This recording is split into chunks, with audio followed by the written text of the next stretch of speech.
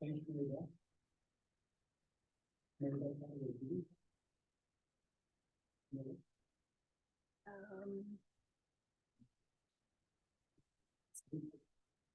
Well, good evening, everybody, and welcome to the Irvine International Academy regularly scheduled board meeting.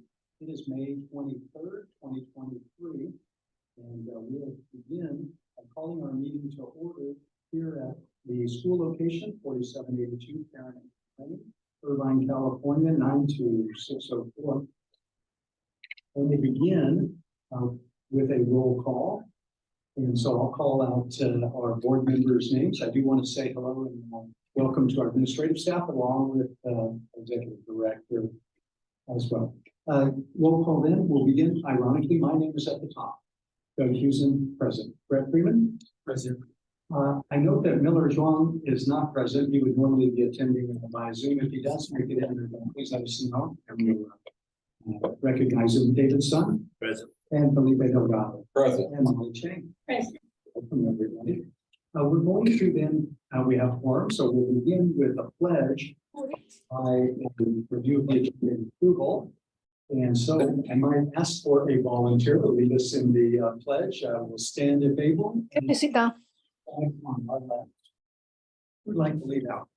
I'll do this. Oh, thank you, Dr. B. Place your right hand over your heart. Ready to begin. I pledge allegiance to the flag of the United States of America and to the republic for which it stands, one nation, under God, indivisible, with liberty and justice for all. Thank you.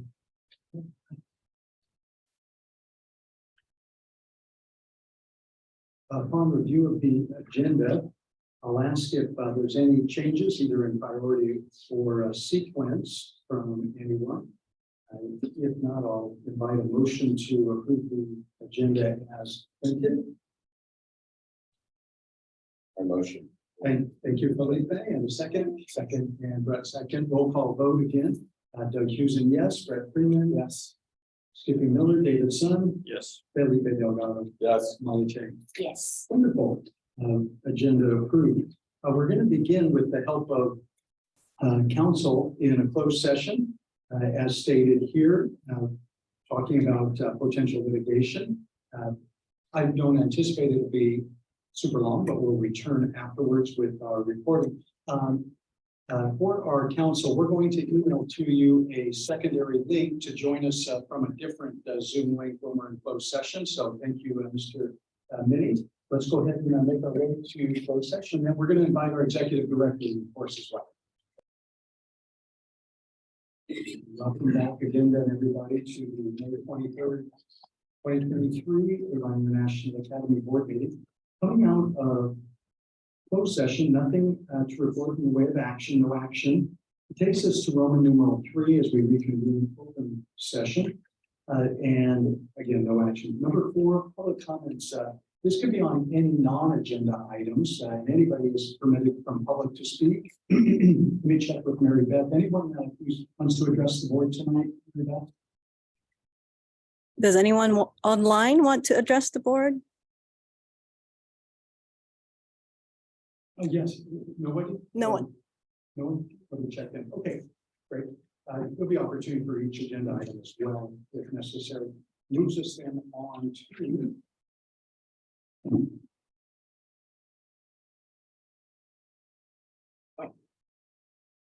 you're using both sides of the paper. Very good. Number 5, will be receiving the executive director's report. This is exciting. Dr. Bean, thank you. We're excited to kind of hear a little bit about what's happened in the last few weeks. I know it was only about 3 weeks ago when we had it, right? I think it was 2. What's it? About to. Yeah, 2 weeks ago. So I won't have much, okay? Okay. But I will say that our jogathon was a success. Raised over $22,000. It's still counting. 22 was 20. The goal was 20, so we met the goal. And we are only about 5,000–6,000 from the 125,000 matching grant. So big kudos. And I want to say that the jogathon was all facilitated by the teachers. I didn't have any part to that. Just like the next piece I was gonna share is the gala was amazing. I'm not gonna steal Felipe's thunder. He can share about it later. But I'm just gonna say that event was fantastic too, and that took his leadership. So that was awesome. So I can't wait for you to give the report, Felipe, on that. Me too. SBAC testing is almost done. We just have a few students who are doing makeups. We have a big award assembly this Friday. And at this assembly, it's not only giving awards for character, but it's giving awards for student of the year, perfect attendance, math student of the year, music student of the year, et cetera, et cetera. So it's going to be a good assembly to end the year. What else I want to share? We have open house Thursday. We're going to, this year, we're doing it differently. We're doing returning parents at 5:30, and then new parents, we're having them come at 6:30. So they get a presentation of our school. What else? I think the other things I'm just going to share, or I'll share it in the LCAP report. But other than that, that's pretty much the how we're wrapping up this year. We're wrapping up very strong. Our teachers have report cards they're doing, and everybody's excited about the end of the school year. And we will have summer school. We won't have summer school, but Strategic Kids is offering summer school here, summer school camp. All right. So that's it of the executive director. Anything on the Orange County Department of Education annual oversight report as well? Yes, absolutely. And do I do that here, or am I doing that in the next item? We can do it right now. Okay, let me pull it up real We'll quick. pull it up. Well, the report overall was a fantastic report. I know you had an opportunity hopefully to look at it, but I don't want to go over the entire report because it's very long. There are a few items that we know we need to continue improving. And that's in the report, but most all of it was just glowing of the school. So much so that OCDE reminded me that this past year, their annual visit happened early in the year because they were worried about what was happening. This next year, we won't have our annual visit until February. All right, and so everything's going really well with OCDE. They're very happy. The report was glowing. I appreciate their support. And I hope the public, looks in the folder, but it's a great report. So if you have any questions for me in particular about the report, we're glad to answer that question or your questions. But overall, as I said, we have a great relationship with OCDE. We've been turning in everything on time, right? What they use is called an Epicenter. It's a platform that we use to submit compliance documents and things like that. We turned in everything. We haven't even had to ask for things. So we're really I'm really proud of this team here, because a lot of the work that of compliance and operations, everybody takes a village to do. So I'll just pause there. If you guys have any questions. I have 3 questions. Yes. 1, any surprises? No. No surprises. 2, is there someone been assigned to address any of the gaps that are not already met? Great. Great question. Yes, so that's part of our summer planning. I'll be sitting with the business manager, because a lot of it does apply to how we run the business aspect, the student records and things like that.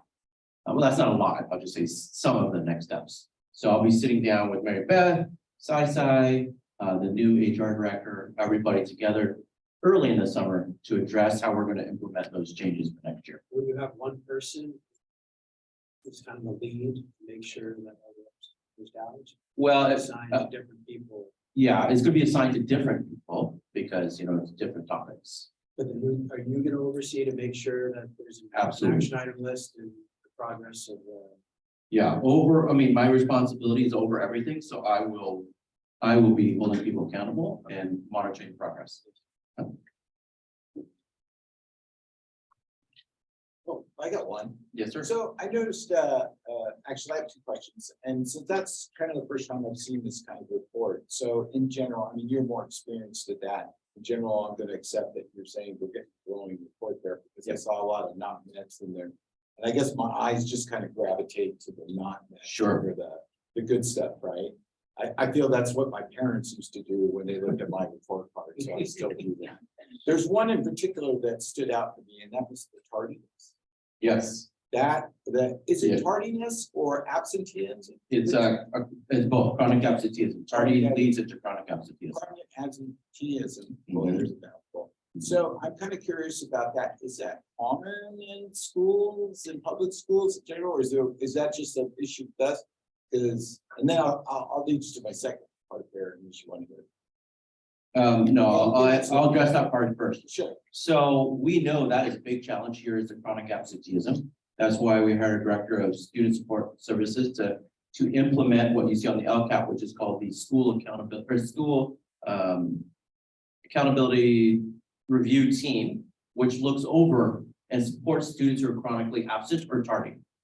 We have pretty high chronic absenteeism, but so does everybody else. If you look at the reports coming out of the pandemic, the post-pandemic, districts have a very high chronic absenteeism rate because we're having a hard time getting students not only back, but getting students back into the routine of school, starting this time and ending in this time. We have, and many of our chronic absenteeism is in our younger grades, kindergarten first. So we are addressing that next year with a SART and a SARB board. I would concur, because like I've mentioned before, I've been here a lot, I'm here a lot, and even this morning, when I dropped off the kids, I'm standing right there at the door. And after the bell rings, it's like a second arrival, right? And sometimes even a third arrival of this wave of kids coming in. And so that's the tardiness that they're talking about. That's the tardiness they're talking about, correct? I just want to, that just stands out. To me, that's the worst thing on that report. And by the way, there aren't that many not met. I just want to publicly say that. I know. That's the one that stood out to me the most. Yes. in particular. Yes. So that's what I think. That's a great one though, because in our LCAP report, we are planning to address that through the Director of Student Services and implementing SART and SARB so that parents. So what I'm used to and schools are used to are setting up systems where parents get letters after 3 absences. Then they get letters after another 3 absences, right? We have not implemented that system here. At Yeah, there's no Irvine. repercussion. No repercussion. Right. Next year there will be. And the other thing I would add, just on a personal note, Yeah. uniforms too, right? Not all, I'd say most of the kids are dressed accordingly to the uniform standard, but there's really no enforcement. Yeah, uniforms is tough. And the reason why is, so I serve on the board of another charter school. And they actually got notices concerns because the uniforms policies were too strict. And so what it is that the authorizer felt that it's discriminatory against students if you are too tough on them about the uniforms. So that one is kind of tough. So I haven't like enforced it because really what's the consequence we could get? Can't really give any consequences if a student does come in uniform because there are different reasons why students don't come in uniforms. Could be. They're good, right? They're pretty, at the minimal, red and blue is what they're required to wear. Right. And that's, doesn't seem too tough. Yeah. But then that's where I'm. Okay, so that's my 2 points. Dr. Bean, on this report, is this more of our internal document or would this be shared publicly the way LCAP would? What's your feeling on this one? It certainly contains a lot of good information, Yeah, no, this reflection on us, but it's kind of our authorizer to us. Where do you see this playing? no, it's a public document. If we can put the summary on the website. If people request it, we give them that report. There's nothing to hide. This is actually a good accountability system, even on our authorizer. Is it shows that our authorizer has a fiduciary responsibility to oversee schools. And if they don't meet the these things, then they're doing a disservice to the public. So actually, showing this kind of report shows that OCD is very on it with how they oversee charter schools. Yeah, they mentioned issues from the prior year that are now resolved. Yes. It shows the history and that action. So, yeah, as you see it fit to use, certainly tells a great story and it's a good snapshot of where we're at. Yeah, and I mean, I would just caution the public as they read it that not met doesn't mean that it's negative, like there's a not met for not having WASC. Well, we don't have a middle school yet, right? So we're, we haven't implemented WASC.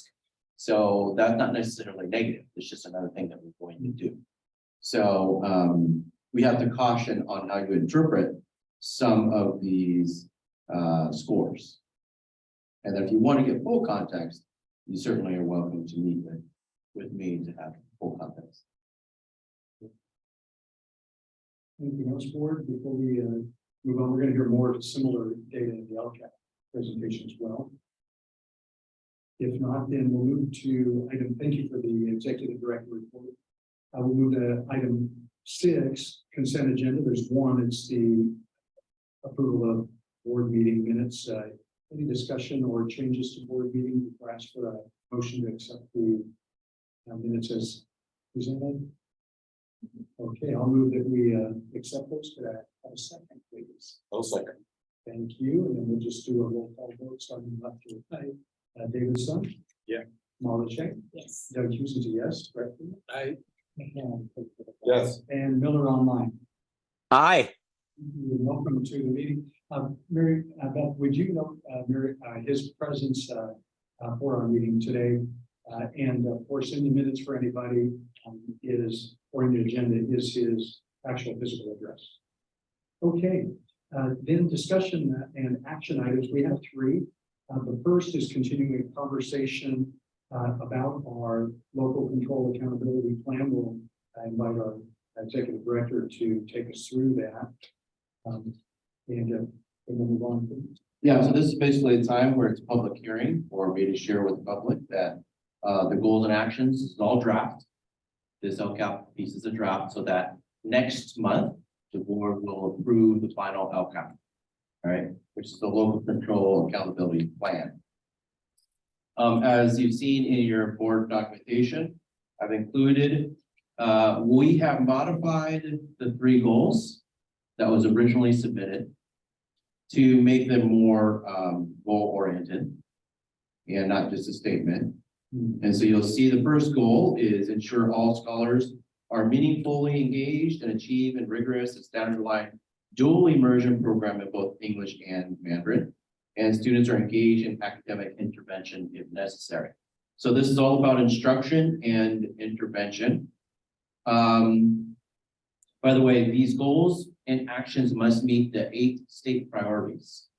So the 8 state priorities are shown through what you see. What I'd like the board to look at, and anybody who wants the public to comment, is the metrics that we use to measure that goal. These are proposed metrics. Do you see any here that you're not sure of, and you see any here that we should include? We got, by the way, I met with, let me just say this. The LCAP is created based on the feedback and input of stakeholders. And that's parent-teacher organization. I just had a big meeting with them yesterday to give their final thoughts. All of our copy of the principles for the last 3 times, we've had LCAP input. The staff has given us feedback in their PDs on what we should do next year. We have sent a family survey, a staff survey. So these are all different ways that we get input and feedback on what should be included in here. One thing that was included, or one thing that was shared yesterday by PTO that was not included originally on your board packet already is under goal 1 for a metric. We need to have a metric around our Mandarin program. So we're working on what that would be with the consultants, and we'll put that in the LCAP plan. But as you can see, the other metrics for instruction or student achievement is the CASP Math, CASP Science, and CASP ELA. Also, internal measures are iReady Math, iReady ELA. And as I said, we'll do a Mandarin formative test. You also see teacher retention. Here, you already see the percentages go up. From year 1 to year 2, we only retain 30% of our teachers. This year, we'll retain 90%, but not because only because a couple of those teachers actually want to go back and fully get their credential. That's why we have 90%. But our goal is we certainly want 80% or higher retention. Appropriately assigned instructional staff. On the report that we just saw, they will only say met if I have 100%. We only have 90. We have one teacher that needed to get what's called her EL authorization. All right, and she didn't have her EL authorization. And so that put us at 91% of our appropriately assigned instructional staff. She just took the tests. So we'll hear back the results on May 31st. So hopefully this will be 100% next year. Standard line curriculum for all students. 100% of our curriculum is standard aligned. In Mandarin, it's going to be standard aligned with level learning.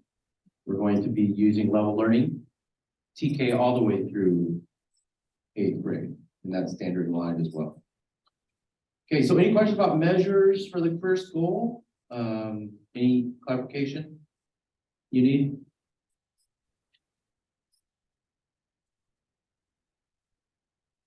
All right, as you can see then underneath that are the actions.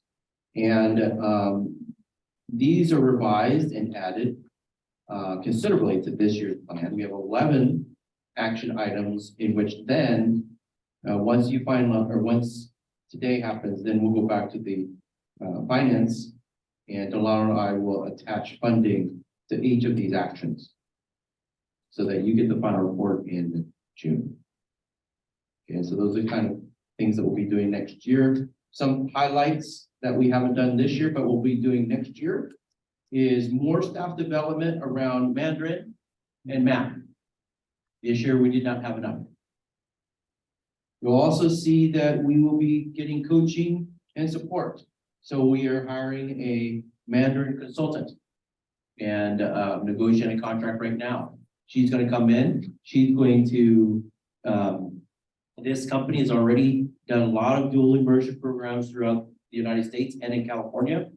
She has a team here in Orange County, and they're going to help lead our Mandarin committee that you had suggested, David, a while ago. A Mandarin committee that will then develop a scope and sequence of the curriculum from TK all the way through 8th grade so that there's alignment in the curriculum and that we have an assessment in the curriculum and that parents understand where their child should be at the end of each year. So that's what she's going to be doing. That's item 3 or line 3. We are also doing a lot of intervention and acceleration, meaning that we're going to be supporting lower level kids, but also higher level kids through small groups. What else? We need to be a focus. And it's going to be mainly around, we need to really build up our Mandarin library.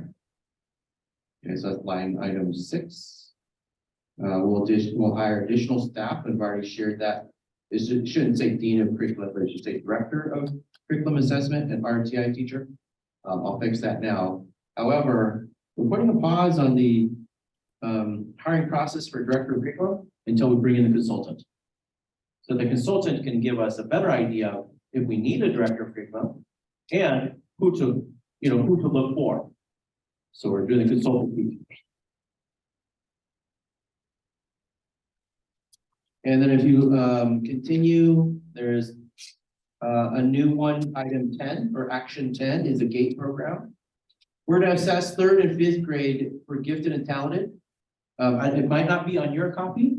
It is on my copy because this was an input from PTO yesterday. Remember, this is a living document, so we will also leave it up on our website so that people can continue giving us feedback until you get the final version. All right, let's just look real quick and goal number 2 is basically the state priority is that you build a positive school climate and student engagement. The goal is create a safe, inclusive, and welcoming school climate where students and staff are engaged and fully invested in student academic, health, and social emotional learning. So let's look at some of the metrics that we need to, that will hold us accountable for that. Attendance rate. That's to your point, Felipe. Attendance actually, 94% is actually on average, maybe right below average of Irvine Unified. But it's significantly lower than I'm used to in LA. In LA, we have students who come from very impoverished neighborhoods, and yet they have a higher attendance rate. All right, so this attendance rate, I'm not used to it being this low. I'm used to more like 96, 97% attendance rate. So that's a measure. Another measure is school suspension. I'll be quite frank with you that we shouldn't have any suspensions. But we do. So the goal at the end of the LCAP term in 3 years should be less than 1%. Expulsion rate should be 0. That's our goal. And so far we've had 0. The other metric is the degree to which students believe that school fosters a safe learning environment. This is measured on the annual family survey. 94% of our students felt that our school was a safe learning environment. That's pretty high. We want that to be 80%. Do students have a good relationship with their teachers? 85% of the students said they have a good relationship with English teacher. 87% have a good relationship with their Mandarin teacher. We want that to be above 80. So that's another measure. The school facility good repair status as reflected by OCDE FIT data. We want that to be good. This year we are exemplary in that report card. Then you can see the actions that actually support the social, emotional, and safety of our students, implementing more assemblies that are focused on growth mindset, bullying, anti-bullying, etc. We will have engagement activities that actually provide students with exposure to our Chinese culture. Okay, so Chinese enrichment, field trips, things like that. What else? Mental health. We want to provide a mental health curriculum. I think another good thing to note is our wellness program at number 11. We want to implement a wellness program for students and families to reduce chronic absenteeism. And we want to provide training and support resources for SART in effort to reduce chronic absenteeism. So those things you saw on the report from the OCDE, you can see it in our LCAP. Now we address it. We want SEL curriculum. So we're going to look into either capturing kids' heart or the leader in me for SEL curriculum. And then goal 3 is about the state priority of parent support and engagement. Create an engaged parent, student, staff, and overall community population that is fully invested in and actively connected to the school community and academic program. So below are some of the measures. Family survey. We want to see families participate. What is the SEL? SEL is social emotional learning. So we're looking into curriculums for that, either capturing kids' heart or leader in me. Okay, and I'll be vetting that very carefully. Because I like the leader in me because it really develops leadership skills within. Yeah. So the last goal, we want over, we want a 10% increase in the parents that actually take our family survey. 67% of our families took the family survey. So each year we want 10% improvement. That's the measure there. We want parents' input into the family survey prompt that says, I feel my voice is heard. 94% of the parents said that their voice felt heard. Can I make a comment? Yep.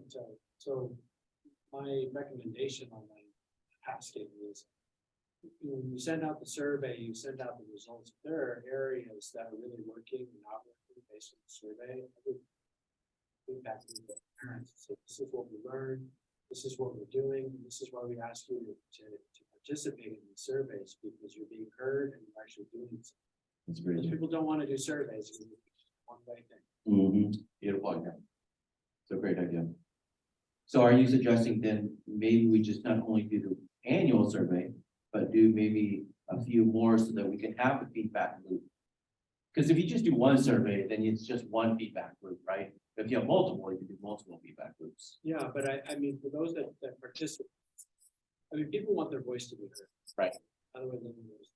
So if people know that their contributions to the survey are actually doing schools list, Got it. then you can choose the frequency of the survey, but if someone's gonna take their time to invest the thought through it, that there's some response on the other end that says, we heard you, something. Great point. And we did do that for one of the copy with the principals right after the survey. And in fact, we took a lot of the comments, and those comments were used to address or help support some of these steps in the LCAP. But I think we need to do it more than just the audience, to your point. The audience of the copy of the principal is only 45, usually parents, but we have to actually reach the entire community and give them a feedback loop. I appreciate the input on that. And then the last things are percentage of parents accessing Parent Square. Right now, we only about half of our parents really accessing Parent Square. So we want to get that to 80% by the time this LCAP is done. And then last one, number of families contributing, providing parent input on decision making at copy of the principal, SSC, and ELAC. I think we only get about 20% of our parents that copy the principal. We want to get that to 50%. I can imagine this whole room being filled for a copy principal. And then next year, we're implementing SSC and ELAC. Some of the actions that you're going to see based on feedback we received, parent workshops. We've heard from many of our Mandarin parents and even our English speaking parents, they would like to see more parent workshops where we train them on things like the iReady, things like what we're doing in Mandarin, mental health, parent education. So we want to implement parent workshops this year. Upcoming. A bilingual community coordinator. I'd like to assign our office assistant as our bilingual community outreach coordinator to provide advocacy and resources for our Mandarin speaking only families. So that's a feedback that I received. Community partnerships. That's what the bilingual community coordinator would do, is help with community partnerships, especially focusing on educational and history and field trips, community service projects, focusing on Chinese culture, since we are Mandarin dual immersion school.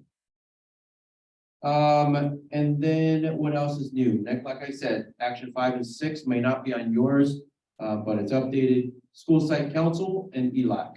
We need to implement both of those next year. All right. So that's a look at the 3 overarching goals along with their metrics or measures along with their actions. Next month, you will get the final with the dollars allocated to each of those items. So if you have any input, you can give us input until we finalize it next month.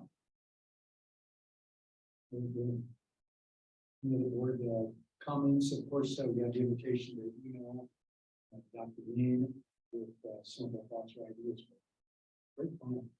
And comprehensive, a lot of voices from different areas of school. One question. Yes. You mentioned the PE program. Does the school has any plan to participate in AMPS program? So that's one thing we're gonna be looking into. First, we need to develop a system in which we assess our students. So we're gonna be assessing third and fifth graders. Then it's offering differentiated support for those gifted and talented students. And we can do it through orchestra, string quartets, and then looking into apps, what you're saying. Because we don't have enough students to have our own gate track, right? Even my 4 kids, all my 4 kids went through Los Alamitos school district, and they were identified as gate in 3rd grade. But all that meant was that they were placed on a track where eventually they would get, honors classes or whatever through middle school and then high school. The difference with them and us is that they have thousands of kids that you can put in these different pathways. Well, we are a small school, so really, it's kind of difficult to put 20 kids in multiple pathways, right? So we have to be very creative, and we could look into something like that. Yeah, and then the point is, in urban school district, I know we have this select number of elementary schools to get the apps program. Yeah. They basically allocate the students among all these classes. Yeah, because they have a big network of Irvine Unified Schools. I don't know if Irvine would allow us to participate in their program. So we would have to create a modified version for a smaller group of kids. Yeah.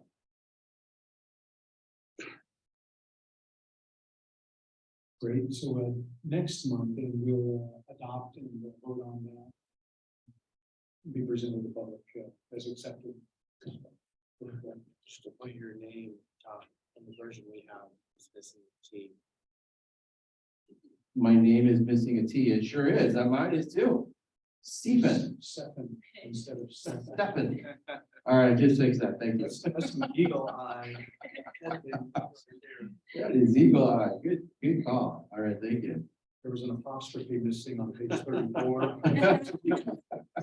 See, that's what public hearing is all about. Love it. Mary Beth, I missed, were there any specific comments from any public on A, that particular, we don't want to miss them. Okay, and then moving on then to B, we're going to talk about executive director salary. Any public comments at the moment on that prior to board discussion? Okay. To remind the board, some are new, while contracts with employees are generally between our executive director and each employee, and those remain private to a degree. Of course, sometimes they're published on websites and things like that because there's some advocacy groups that publish those. The executive director is known to the whole public, and so we discuss salary in open session. We're going to do that now. We've had our executive director now for about 10 months. I think we've got the timing right. And we get the opportunity to discuss, and then if we want to take action, offer a compensation offer for the next year together. The actual contract with many of the roles and job descriptions will be very similar to this year. So it won't be a whole lot of discussion on that. We'll presume the same responsibility, which is overall operations of the school. So to begin with, how do we do that? How do we set executive compensation? And generally, we try to find comparable benchmarks. We've seen in past weeks from Irvine Unified some salary schedules for teachers. We've seen them for others, and then I provided a document for all of us. It's available to the public, which is published Irvine Unified last year, or current year, 2022, 2023. How did they set administrative salaries? So that's it's something, we'll call it that. It's something to refer to. But we're a unique school. We're a charter school. And one of the things you can do is try to look a little bit more granular and say, well, what should be the executive compensation at a school just like ours, so compared to like schools? We can commission studies like that. They tend to span the whole state, So they lack a little bit of regional significance. A school in, let's just say, the Central Valley in Tulare is going to be compensated differently than Irvine. So you can get some disparity there. You've got something I provided. One of the problems with a unified school district approach is the titles are slightly different. So an executive director to a unified school district is not what our executive director does. Our executive director operates more like an assistant superintendent in responsibility. Okay, so take that for what it's worth. In the past, we compensated after studies and had our original executive director, and I think some of our interims, paid at or around the compensation level of an assistant superintendent with some modification. Okay. Brett did some research for us, I think, and provided some analysis on some schools that we'll take a moment to look at. We'll share these, Mary Beth, and you can post them a little bit later, but this is public knowledge, public information on the public website for these schools. Ask Brett to take us through just as we build our knowledge base. So we had asked NC to provide a salary study, very much like what I mentioned, give us some insight into different schools and what the pay would look like based on those. Maybe a executive director role, maybe a principal role. So what I did is I took those different schools that were mentioned, you see them across the top, and then the number of students in each of the schools, because that has some bearing.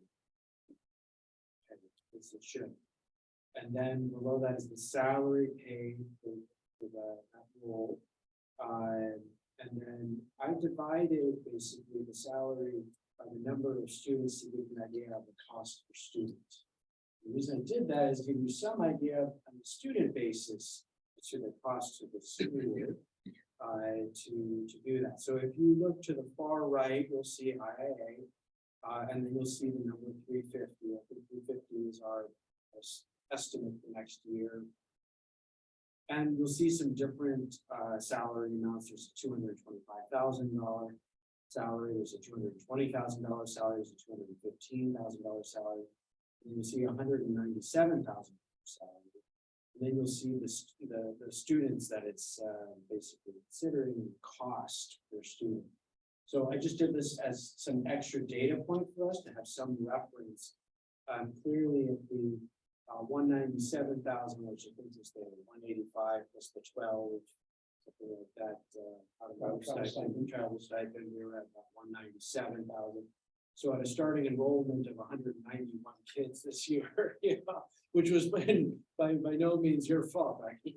But that's just where we were. So the cost per student is actually quite high. Obviously, now we're considerably better position next year, in a better position. So just provides another data point for us to consider as we look at different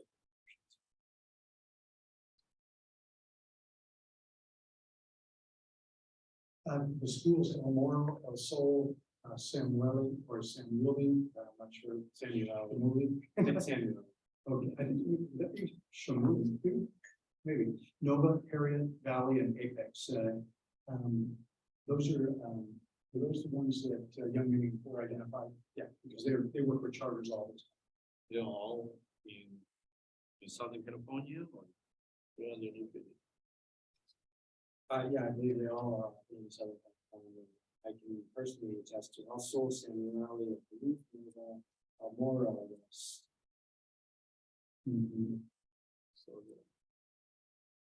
So the highest you can see there is Valley at 287 students, basically a cost per student about $602. So in our particular situation, we have to consider our community because he's both PD and principal as well, which these aren't considering that necessarily, so there needs to be some flexibility. And as you might expect, as the student enrollment grows, the cost per student drops. But you see the range there, of those in there. So, you know, current compensation, total compensation of 197.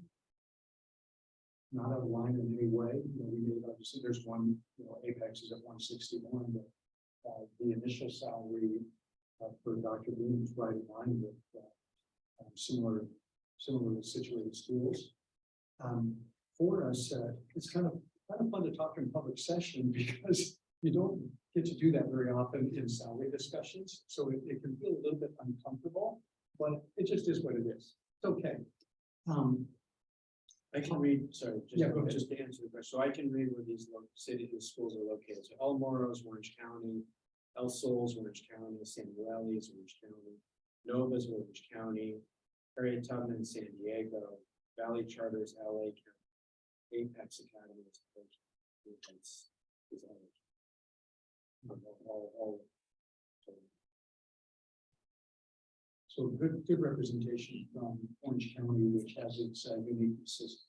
So part of the consideration for compensation, of course, is performance. And we've had the opportunity to receive prior board meeting self-evaluation by Dr. Bean. We've had a rubric where we each have had the opportunity to consider performance achievement goals, creation of culture here. So we've had an ongoing opportunity to observe them. So performance is one side and one angle.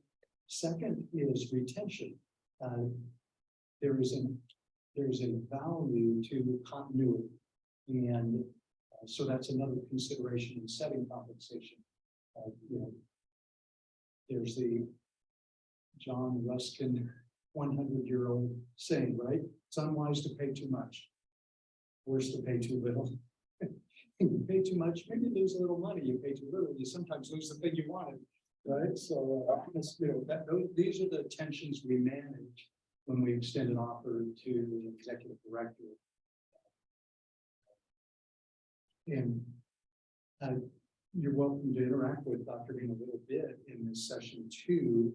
Dr. Bean, forecasting next year, and looking back this year, while we started at 191, were we able to add some students during the year? Mhm. So enrollment increased. How are we finishing this year? The prediction for next year. 247, we're ending right now. How many? We have 247 right now. Okay. And then next year, our budget's based actually around 370. Yeah, 370. Okay. I'm sure for that one. And I know that this team is managing those by name and still doing tours. So we're at that season where people generally make the final commitments. Very good. Discussion from board on So the comment,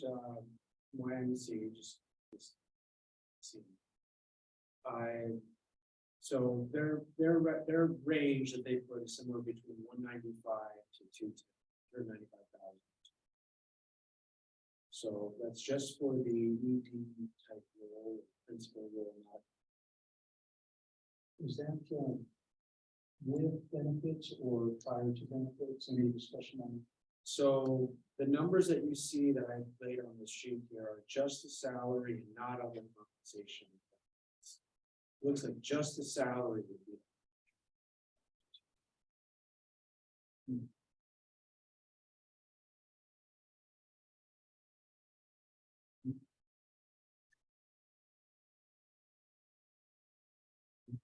I'll throw out the observation of the title. It's observation opinion. One of those is we've benefited from executive director who also has the ability to, with that role, fulfill the vision leadership portions, but also put on a previous hat and fulfill principal roles. We were highly deficient in our principal roles the prior year with observations of our teachers. We did 2 formal and several informal. This year, complete reversal. So that's a benefit. I don't like to give people 2 jobs, but to get something done that avoids hiring immediately is pretty nice, and at our size at 191, there was just no possible way we could have both. But we ended up getting the value of both. So that's an observation I think that. It kind of impacts the value proposition. What we want to offer in compensation. What are the thoughts or even questions? Can't promise I have the answers, but certainly from that.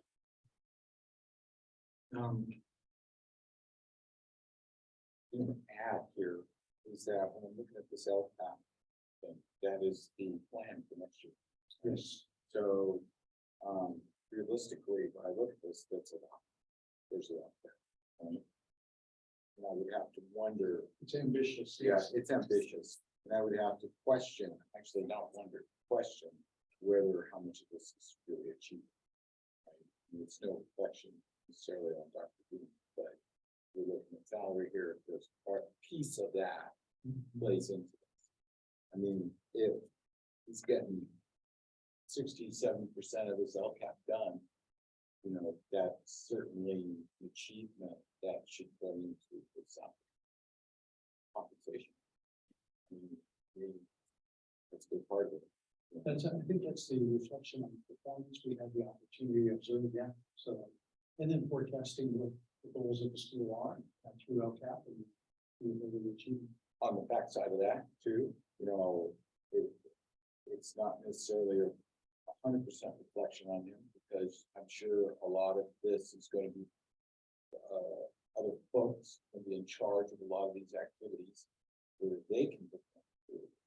So can't really say that just because he doesn't achieve 60% of this, it's his fault. You know, it's certainly going to play well for the school.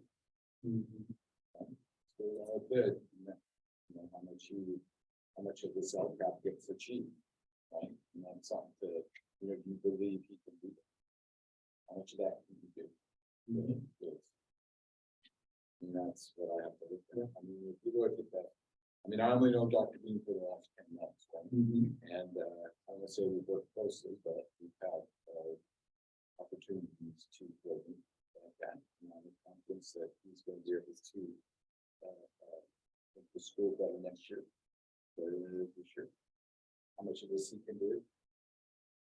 You know, I got nothing negative to say, but it's a tough call because we are a smaller school, right? Let's consider that. That's a big factor. Where the fiduciary is protecting the. Absolutely. Absolutely. Okay, give us some perspective as well, Mary, from your experience in schools and your observations with us. You've probably served under very excellent leadership and administrators, and maybe at some seasons you know struggle through some who are still learning. But share with us a little about your observations with executive director or how you see things. They was talking about the helping with Dr. Bean's leadership. Definitely, there are other teachers who get involved, but we really have a leader. It's alone. It's tough. It's a lot of work. It needs to be done. And it's kind of like a guide. And drives the school, so we know which way we need to go. And I think it's experience. I came from a very small school. I think right now it's going down to we used to be a bigger school.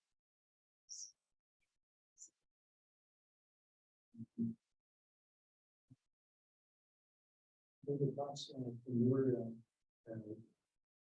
company leadership and management background? Well, you know, company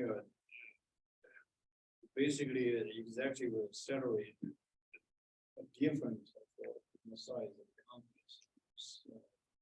Early stage private health company significantly different from public on the size. The difference can be very big.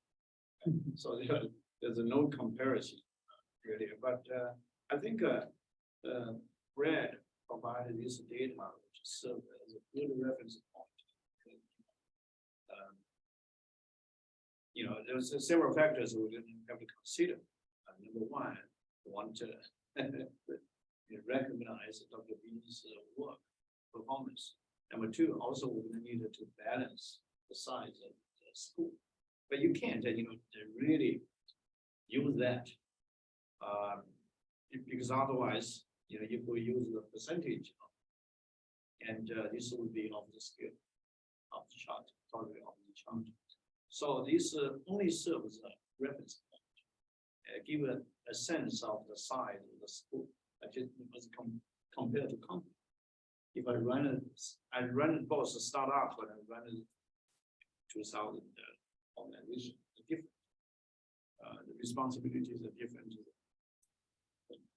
Very, very different. So I think I take a balance. This is a good range, right? I think we also wanted to retain.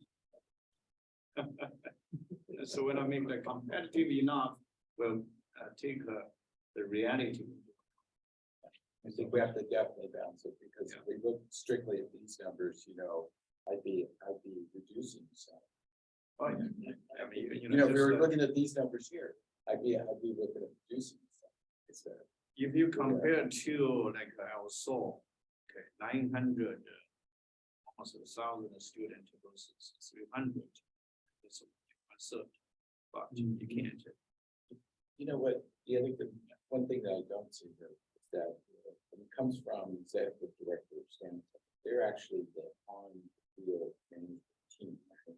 And just because this is giving us the cost per student, or the number of students, what I want to see here is the number of people that it's actually running to, right? And that's what we don't get to see here. I don't really get a feel for how many people it's actually. Maybe in these other schools that have students. I imagine there's more. Like that. To compare. I like that,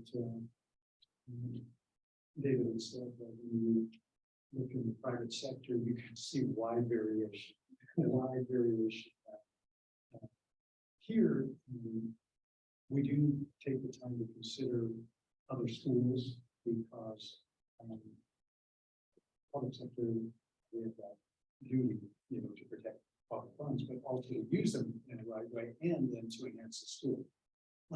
I took some time to personally go through the rubric for the leader. I looked again at Dr. Bean's self-examination and evaluation. It always is funny where we make an employee evaluate themselves, and then we get the advantage of what they said about themselves, and they go back. I've been on both sides of that, but it was very easy, and I think he, in some cases, identified himself as proficient when actually he was more exemplary, but he's self-aware of what the next growth is for the school. That's what I like. Here's somebody who goes, look, I can tell you all the deficiencies in my world. I may be the only one to know them, and I know what I'm working on. He knows what he's working on. He's already planned next year. He's crisp, he's clear on it. But he's brought us back to where we want to be. And the students that we added this year are evidence that the school is going to grow. So my priority is continuity, consistency, and then rewarding somebody who has brought us where we want to be. That I think is, if I'm going to err, I want to err a little bit on that side, and not frustrate somebody who we say we greatly appreciate, but we don't follow it on with the compensation of the match. That disconnect. That disconnect makes people not want to stay till 9 o'clock at night. But every time he's the first and last, and he's his heart and soul's in it. So I like recognizing that. The only risk we run is we can't be willy-nilly. We can't, pay him the salary of, superintendent of, Irvine Unified School District at $400,000. that's not in the cards, but all of this, in this and in the, compensation that we saw for administrative salary schedules, between executive to assistant superintendents, all in play. But I do like this, because it brings us back to our anchor or mooring, which is students. We're here not for his salary, we're here for students. And ultimately, that's the bottom line. If I were solely setting it, I do look at, the numbers underneath with the students, and I go, okay, $629 a student, 643. Those tend to be larger, but there is Valley, which is in a similar situation. So I'm like, okay, there's some reasonable safeguard, but I would rather be in the 220, 225 range, because remember, we can offer that without a travel stipend, but that be his problem to solve with the salary he has.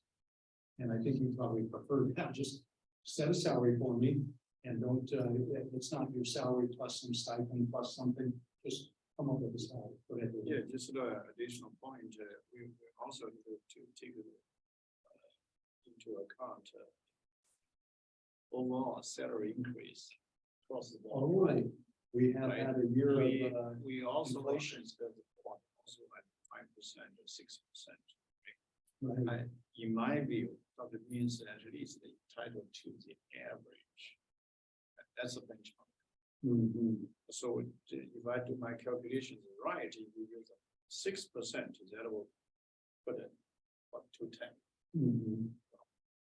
So I looked at that, and the 315 is 9%, 220 is 12%.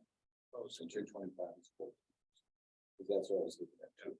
This is the percentage. too. So 6% would have put it to 9. So that's another way to put it. Yes, this is the kind of analysis we're charged with. That's great. And keeping in mind that we're getting a bit of a secondary role. You know, we're doing hiring avoidance with to some degree, and I appreciate that. I've had times where I've had to wear a couple hats, you know, at the same time, and it didn't always come with any additional compensation. But, So just a reminder, our prior EDs were around the 10 to 210. Dr. Watson was teaching 25% of the time, so 75% of the time. Correct. If Dr. Scott was a 209, 210, something like that was. Oh, there was it was 209 plus a stipend. I think that's just another data point. And that's good because some of the most informative words you'll ever use when you hear a statement, a fact like that, is as compared to what? You know, you think about Dr. Bean's experience in charter schools is much greater than his predecessors. It's well, we've seen the benefit, the policies in place, the procedures in place, the communication with the oversight board is there. Our status with that, we step back. Yes, yeah, our hope is back. So That's what you get. these are, and that's not esoteric. That translates to enrollment, commitment, parental contribution to the school. We have not just high parent involvement. We have parents that donate to their public school. But think about that. I can tell you, my parents growing up, I was in public school. I didn't donate $1 the whole time. So it is a unique environment that is being created here.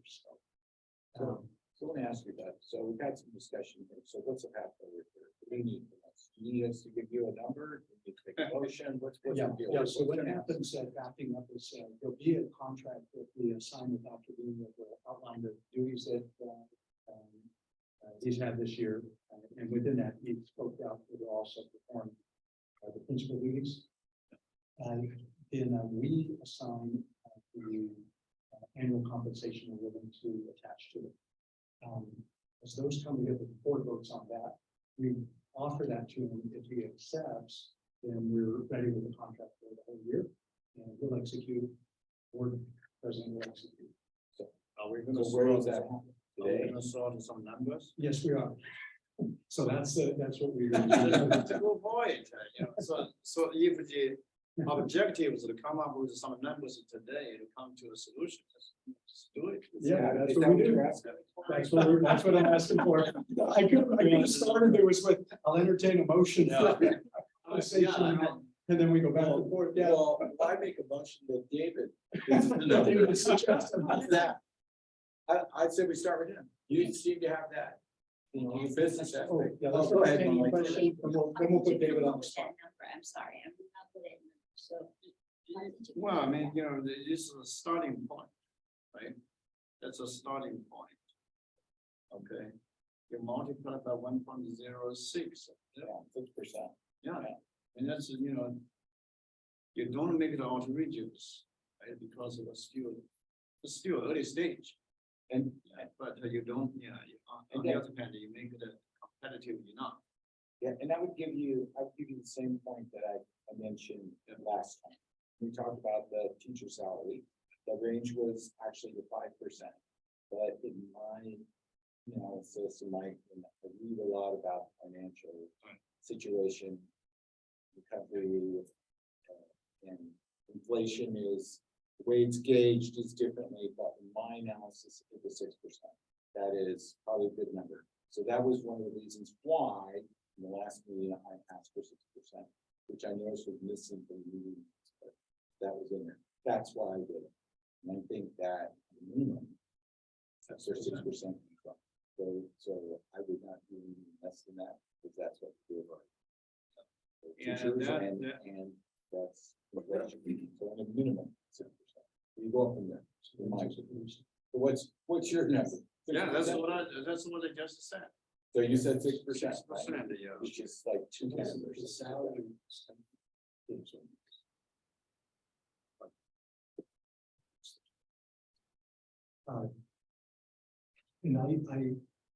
I look at a cost of living increase like that, say, wise, just knowing. Then I would say, adding a performance evaluation to that and say, let's translate our belief about his leadership and accomplishments as well. So we're not just saying, hey, you got a cost of living raise. Instead say, you joined us at this point, you promised you'd bring us to a point where we're at. It happened, and we added the students we needed along the way. So, and we're looking for additional to start next year. So I think that's, like you said, I think it's a good starting point to say 197, times 1.06 or 210. If you outline some performance criteria, right? Goals. In the end of the day, measure against all this. If it exceeds, then you add something. Is it possible? I get what you're saying, like we need to have some kind of performance goals and things like that, right? But, and I agree, but I would throw out a number, it's gotta be 9%. Yeah, that's my opinion, it should be 9%. 6% minimum, 9% is what I would support. Right there, so that's the 215. So I'm not, saying. But then that from it's there- not- Yeah, but if you put a 9%, you're gonna put this way above, this probably the highest. You're gonna have to justify. I mean, I'm not saying, just to say, truly, because But it's he's public. building, he's building two. He's Yeah, going to I low. know. So Still in these are two based on one. And this LCAP thing, I'm giving you the benefit of the doubt. It's gonna get done. 60% of this gets done, I'm happy. I think, I realistically think 60% of this could get done. There's a lot of obstacles in the way of this. And then a lot of it has to, people is gonna have to work with, things that are gonna happen that we can't foresee, changes in the school, just whatever happens. But I'm still good at 9%. If you want a number from somebody else, other than David. Yeah, no, it's okay. I would throw out the 9%. We'll continue some discussion, and then at some point, someone can make a motion. And then a second, if there's no second, then we just wait. Some more. And I guess, Dick, what you're saying, this is the base, like the base, because there's more. Yeah, Yeah, because it's- have you just? it's been out in- there? benefits. Right, all this other stuff that they don't talk about. This is based on, The base, it's just the base. At the same time, this is new learning. There's the roles there.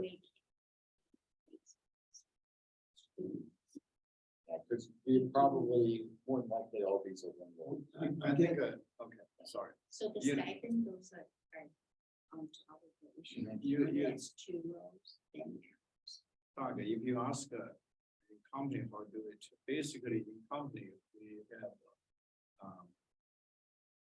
CPI adjusted right? And the performance. Performance. So you add all these and, you know, I have no problem. I think it's a reason. What is? What is? Well, minimum is 6%. Oh, That's what I minimum said. is 6. Yeah, So you're minimum is 6%. Because you don't want to. The other thing you gotta consider, you don't want the top guy that is the highest increase will do you in, and the other person, the middle tier. And the other get a less than that, then you're gonna discourage. That's another thing to consider. It's a, yeah, this is part of the overall considerations. When I look at it, here's what to say. Knowing that we paid a previous executive director, who didn't have the same numbers of years of experience, can feel like, to an executive director who has the experience, who cannot know the difference. I know the difference, we've experienced the difference. And so I'm more concerned with that than the parity with the others, because I'll just tell you, we got him for a steal the first year. We got him on the cheap, no offense, but we were fortunate. We were very fortunate. He desired to come this direction, and we were a good fit. It was a remarkable fit. And he had what we needed. So I knew we got him on the cheap. Yeah, I knew. So we So we had some advantage. we saved at least $10,000 just on hard dollars. I'm a straight shooter, you know, I have done this many times. Why don't I just propose a number? You guys, yeah. I would have just proposed, 215, That's that's a 9%. vote. That's 9%. 215 is 9%. Yeah, I just wanted.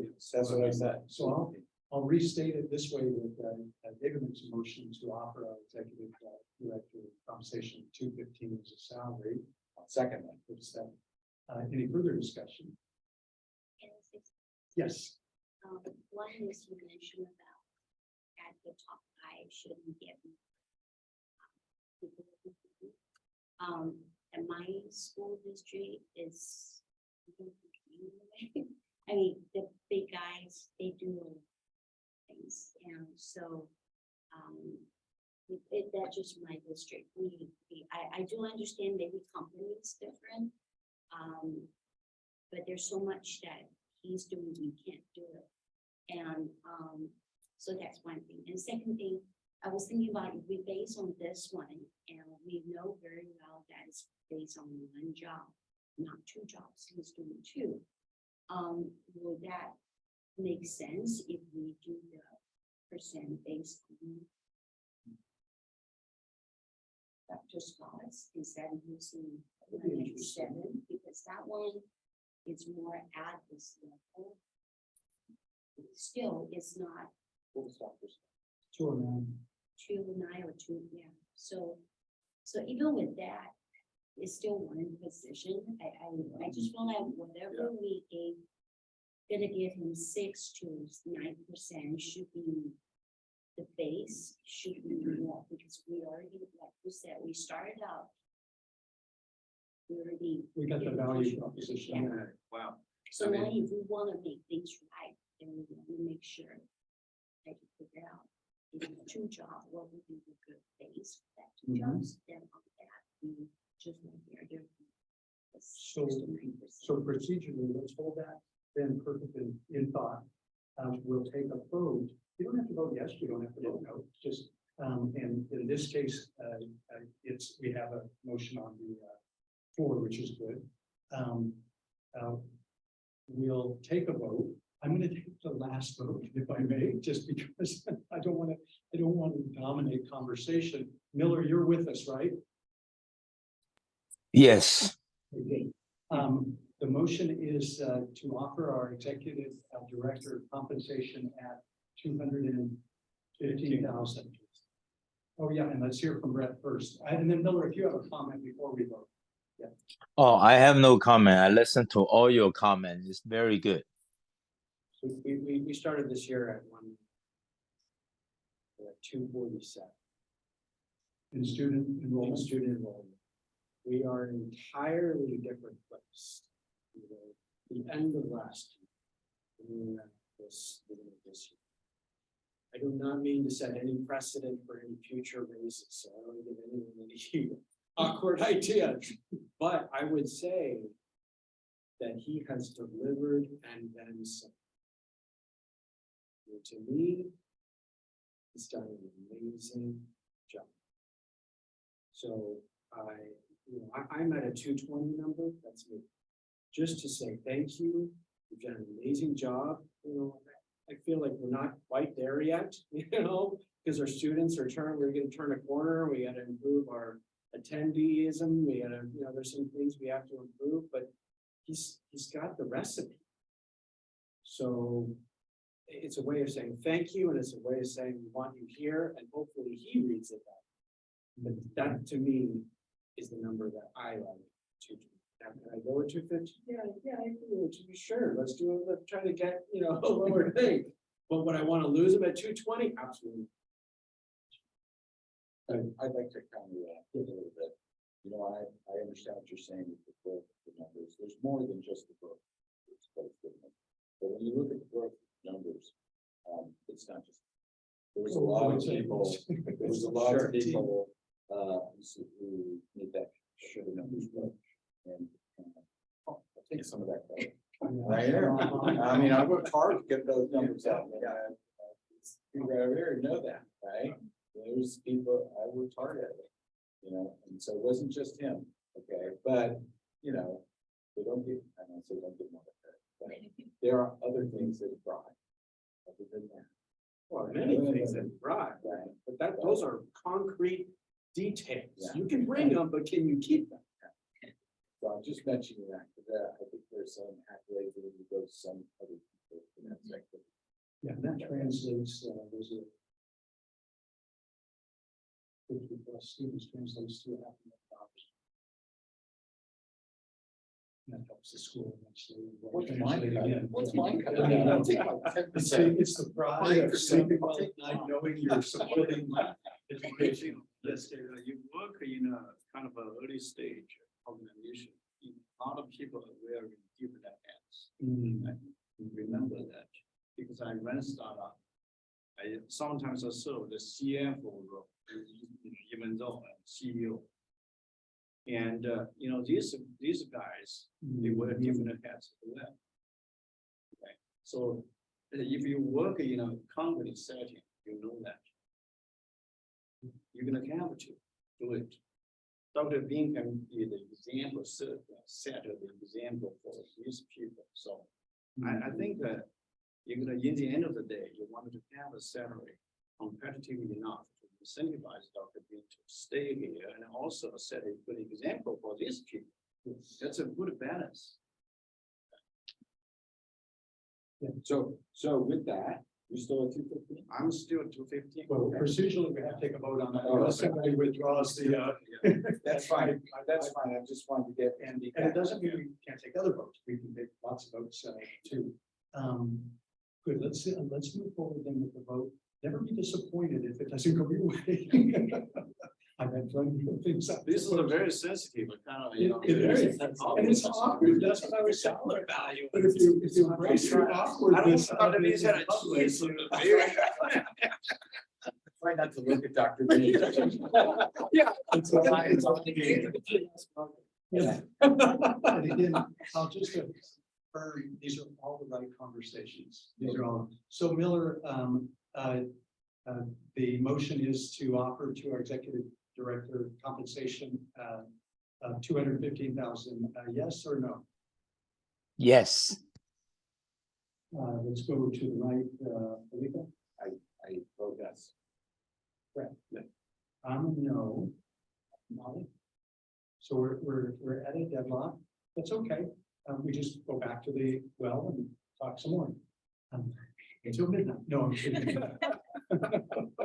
This is a right time though for us to resolve this because we're very close to the end of the year and there's a lot of summer work. And we can't be uncertain and there's almost no time for us, to do anything different. Obviously, we can always do something. He could be called away to Washington DC and serve with the President of the United States and we'll figure it out. But I don't think that's offered. There are other offers, I'm sure, that come his way. So let's talk some more or see if there's a new motion. Okay, so let me talk some more. David, you just heard what happened, right? So they obviously don't like our two. So tell me what you think. Still think 250? Tell me what you think. Yeah, well, yeah, so we don't want to end up. Yeah. So can I make a suggestion? Because I think. Can we verify with 209? Maybe we can verify with that.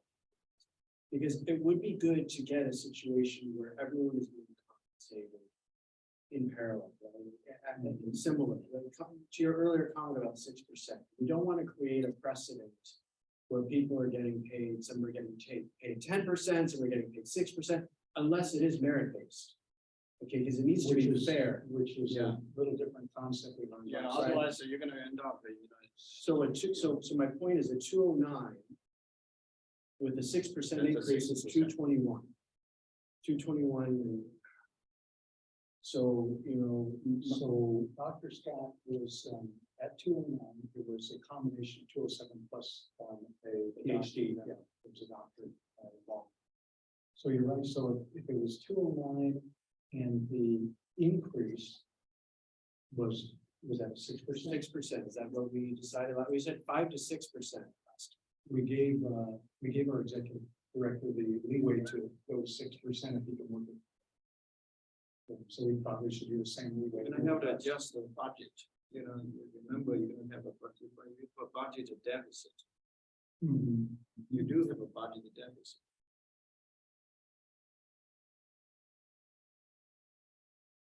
But we have more of it, we'd have more of a deficit. Either way, we have a deficit. I'd like to propose to give everybody 9%, but you can't. Yeah, I'll yeah, take Can't it. do that. I'll take it. Yeah, I'll take it. no. You can't do that. So that concept of, so just to kind of restate what I think I heard you say, if we began with the idea, all things considered, but as a baseline, 209,000 is what previous executive director made and the interim executive director. Obviously, with less experience, he's done a lot more. Started with that and we thought, what if that were increased by 6%, which is consistent with what we allowed for the other employees? It may feel good to other employees to go. They're not, even though it's obvious the board recognizes performance, they're not trying to compensate him beyond 6%, which is kind of parity with everybody else. However, they are making up for the lesser pay that he received this year and moving it up to where it should have been at the beginning, but we're not back paying. We're just taking pride in the fact that we negotiated very well for that first year. Okay, that it has a logic to it, a solid logic. Does anybody pause for a moment? Because I don't want to make a decision based on biological need. Anybody need a biological break right now? He's about to get a break. Let's come back. A 2-minute break. Well, 2 or more is needed till we're all back. We can do that because I'm in that camp. We'll pause that. Thank you. Welcome back. We appreciate everyone who stayed with us to this late hour. We'll continue then our discussion from item 7B, Executive Director salary. The final, the last thought that we were working from was from Brett Freeman, who mentioned that one analysis could be looking at the salary offered the previous executive director and interim director at 209 and keeping in parity with the increase offered to or given to our executive director to offer to our teaching staff and other employees of a 6% increase, and would be a way to look at that. And I calculated on both of that by memory, $221,540. That consistent with what your calculations? Yeah, so I mean, it's around the 220 number and use. Ask about the doctor, whatever the more talking about, inclusive. You know, there's gonna be some. I'd like us to get to a all-inclusive number if we could. So, you know, in our minds, you'll see in district salaries, there's scales that increase based on salary, based on experience, based on whether they have masters, specialty in a given area or doctor. So I would rather us just, we know he's a doctor, he's a doctor, so let's just package it all together. You know, we would like to. I like the rationale because whether someone agrees with it or not, it has all of the discussion we've added, but then a finite mathematical formula behind it with some historical basis. You know, I'm very motivated to recognize the achievement and particularly the increase in enrollment. So, but then I would, based on that, make a motion to offer our executive director that compensation, which is $209,000, increased by 6%, being $221,540 for this next school year. Okay, pause. That's a when I move. It won't move anywhere beyond unless we get a second. So I'll invite a second if there's. It's second. Okay, so Brett Freeman with second. Miller, we're going to start again and go in the same order. And again, same, no obligation to, you know, lean yes or lean no. Just vote your conscience and we see where we land following that. So Miller, again, the motion is to offer our executive director compensation $221,540 for this next school year. Yes or no from oh, Policy, there's some discussion. yes, I'm sorry. Yes. Did I miss that? No, I missed that. Okay. Hold that thought, Miller. Now let's take some discussion. So I'm gonna add my discussion point too. So at that rate, I understand how you're trying to get to that, the metrics are going to that with the previous executive director's salary, you're trying to get to that.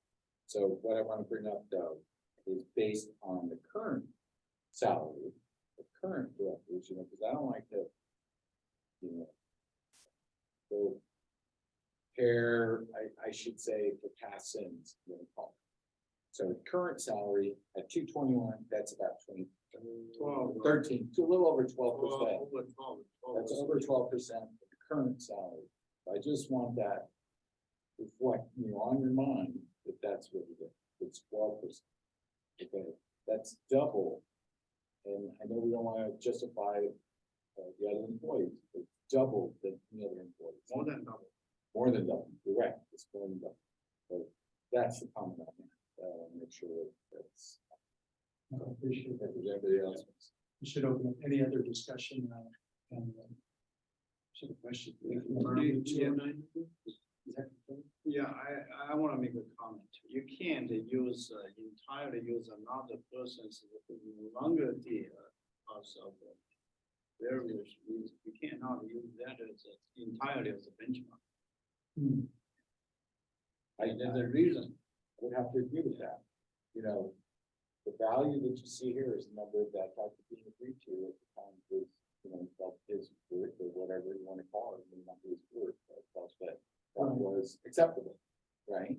So to me, we should base it on. You're gonna also have to keep in mind, that you're gonna also have to have the system incentivize the entire organization. Hmm. Not just the one. Yeah, let's see.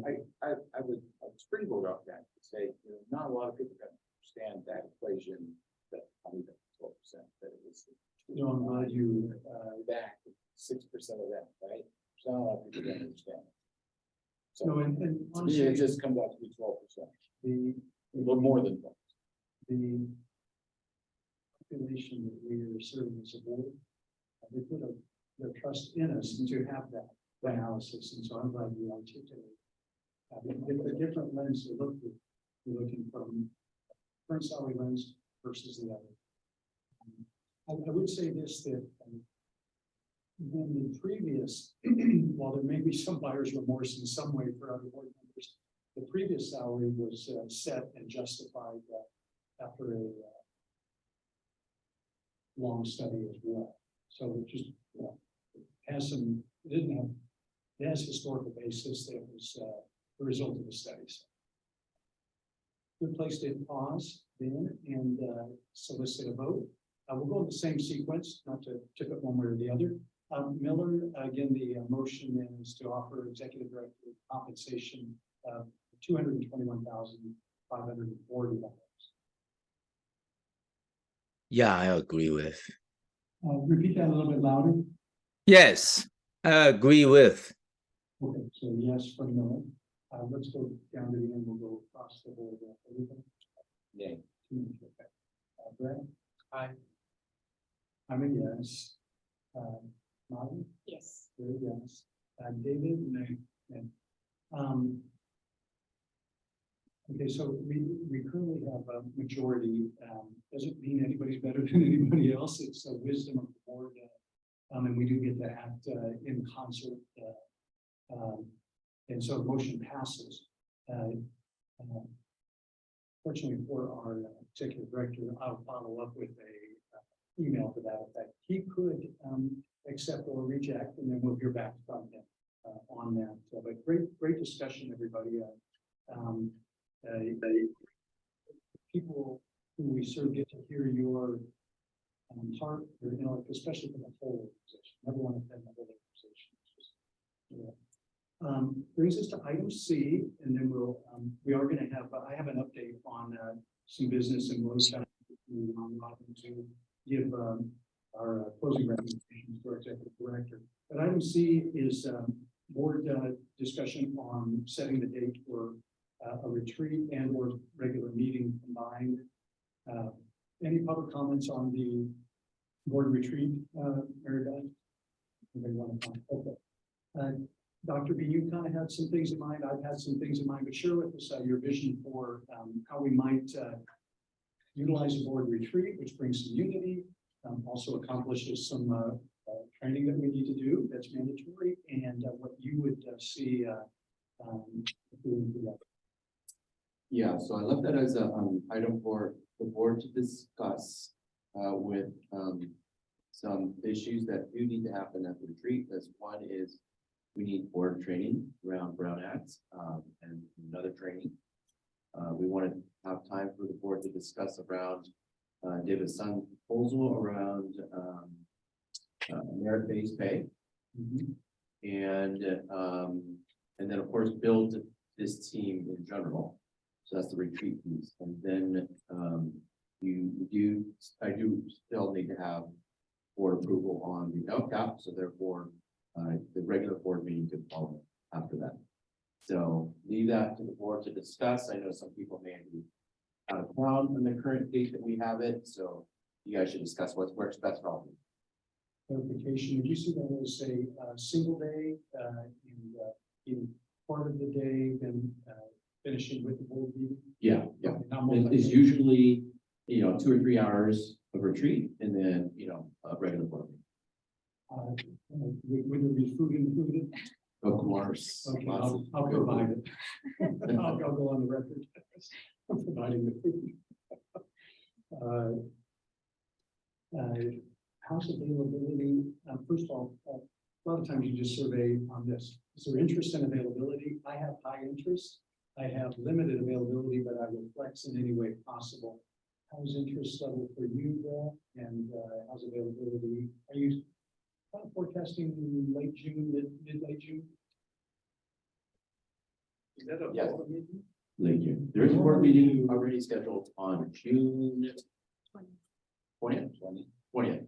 Yeah, and I understand there may be some issues with some individuals and then some other individuals might be in town that last week of June, so.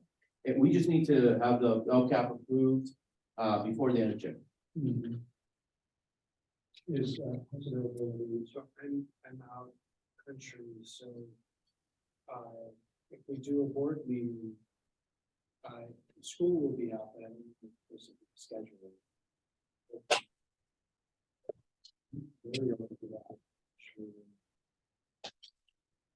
So, I'll be in different times of the year, so it's just- Most of the month, right? yeah, so it's, Would you be willing to zoom in? so it's earlier in the day. then It's actually, We don't have to do it on a weekday, we do it on a Saturday. So. Yeah. But we're shooting for the 20th and we did it a little earlier in the day. How about you, Felipe? We're all getting that phones out. I'm coming to you next. I think I know what I'm doing, but I better check. I'll be. 27. You'll be on as well. Almost the whole. 2 weeks. So, but now before the 13th or after the 13th? Oh, June, right? Yeah, and we're not bound by a Tuesday. You know, we'll just keep that in mind right now because we could slice in June. Which will be close for them to get. Yeah, you'll have it. We will have a chance. It just has to be voted on. Availability for June, for you and,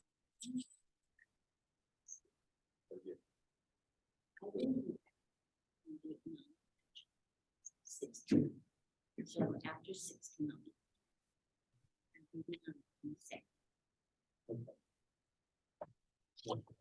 David, how's your travels and This is gonna be like, on the side of the meeting.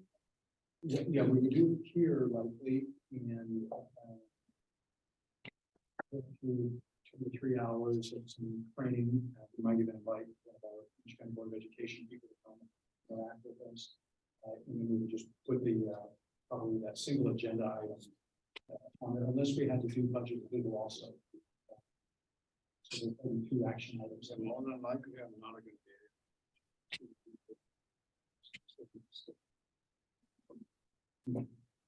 So It's a lot of uncertainty. it is, I'm seeing a narrow window. Yeah, I'm not even putting my schedule, I'll adjust. I might show up with sand on my feet. I'll be camping and sand over and surfing on that. Last week, could you say that? Yeah, but I mean, I'm 20 minutes away, I'll come for that. June 30th. June 30th is a possibility. I mean, it's not that we couldn't close, it's just that's the deadline, but it's not a problem, but. Or do it, well, I don't think we have, do you think we would have the LCAP? We may not have the, budget finalized that early in the month. I'm sorry, what? Yeah, and when I finish the school year, June 2nd. School's not done. I think we're better off late You in the mean month. like in a week and a half, something? Yeah. That's too aggressive, Probably too soon. Work on Monday. but we could get formed if we were, and there is some supplemental video training for Brown Act that we can use, but if we could get a forum. Miller, are you in town during the end of June at all? We could dial you in, Zoom. Well, I'm planning, so it depends which day. Okay.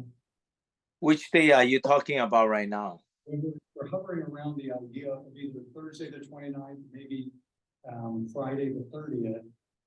If Dr. is available. And Yeah, I probably plan to be there for that.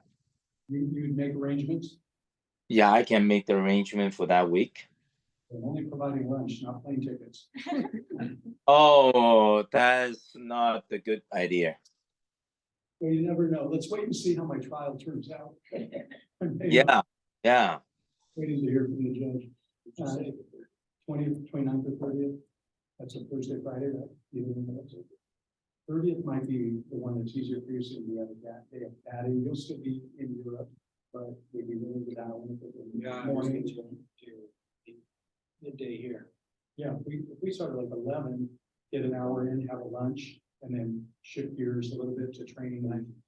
And we'll get a form. If we don't get David, maybe we can get you to dial in, but if not, we still have forum. We're still good to be back on the 16th. And I'll put a button down shirt on. Okay, let's. Sure. Let's try for that, maybe back on the 30th, June 30th, Friday. I have one conflict, but I'm training somebody and it's time for them to stand on their own.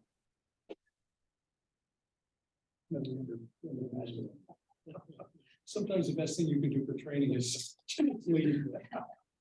Okay, then that's what we'll shoot for. We're going to shift gears to closing items, which will be board member comments. Prior to that, there's some old business, but wanted to forecast it as my comment, and we'll just go round robin with any recommendation that board members have for our executive director or comments. Was this one? The board received a task to conduct an investigation because we had some issues arise with an employee. I want to just forecast, as board members know, I was able to give you the report now, and so the investigation's been completed. We'll let all the parties know who are involved by the results of the investigation.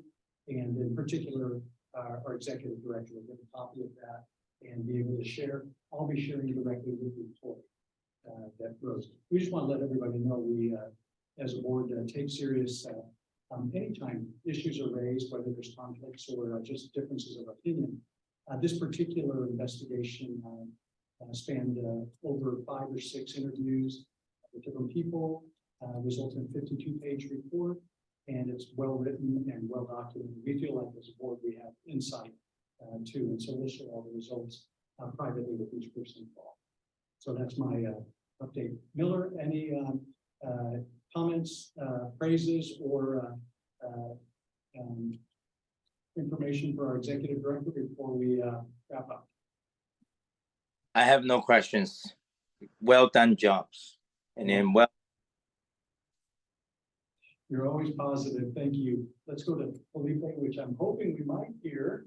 And we might get to say thank you for your leadership as you've led the way in this season for our gala. So, of course, the biggest report I have is about the gala. And so it's a very positive event. We had a lot of smiles, a lot of good things come out of there. I think probably the biggest item that it certainly puts the cherry on top of our, because this year certainly has been quite an improvement from last year. This is, it's the gala is a reflection of that. And I believe that it certainly sets the pace for next year for everybody to talk about and look forward to again next year. So a couple of numbers, we had 172 people participate. That translates to about 60, I'm going to say, families, just generally. And we estimate the school probably has about 90, we're going to say, families. So we're looking at, what is that, third of the school participated approximately. So we need, I'm going to say, unaudited, somewhere in the neighborhood of 60,000 plus. Or nobody will hold it out. Numbers, I'm sure Delano will correct me later, somewhere in that neighborhood. But more importantly, I think it's just puts everybody in that positive minute of time to seal the deal of the whole thing. So that, and for me personally, one of the things that I took away from there was the children, how well behaved they were. It was incredible, because I was really expecting, this Malum, and pretty much what goes on in our class. In the class, right? A lot of activity. They were so well behaved, so proper in the way they had their lunch, in the way they were dressed, the way they behaved in their room. And so later I thought, of all the positive things that Gallup portrays, it is an opportunity for us to teach our children how to behave in a social event like that. And so that's just the byproduct of it. So again, it wasn't all me. There was a lot of people involved, there, and they were acknowledged during the Gallup stuff. And look for the video on that. Look to see more photos down there. On behalf of the whole school, thank you for leading out that. And Yeah, the gala. And if you would have told me that was the 5th annual celebration, I would have believed it. If you told me it was the 10th, it was very well run. The food was excellent. Everybody looked great, and I loved seeing the teachers there, staff there. There was a high level of excitement, engaged families. Just was a very positive feeling. And it was unbelievably successful. Even if you only raised 20 grand, it was just unbelievably successful to see so much participation and excitement. I believe you guys were oversubscribed. I mean, a bit of seats, and you couldn't even have fit any more families. Thank you to the gala. Yeah. Would say about the balance too. Thank you. And the community. You guys did a great job. And I brought some friends. They are actually grandparents. They enjoy so much. So they all have grandkids. And I think they want to bring the kids here. And there's one grandparent, their grandkids are going into 9th grade. So she was asking, do you guys have 9th grade? So I told them because you get there. So it just, yeah, I agree. It's a wonderful time. Great job. David, comments for the executive director or other board members? Oh, yeah, first of all, I want to congratulate Lee for leading the gala event. Sorry, because of scheduling conflict. To make it. And really, congratulate. And the organization team. It's wonderful. And also wanted to take this opportunity to thank Dr. Bean and with the team. Wonderful job.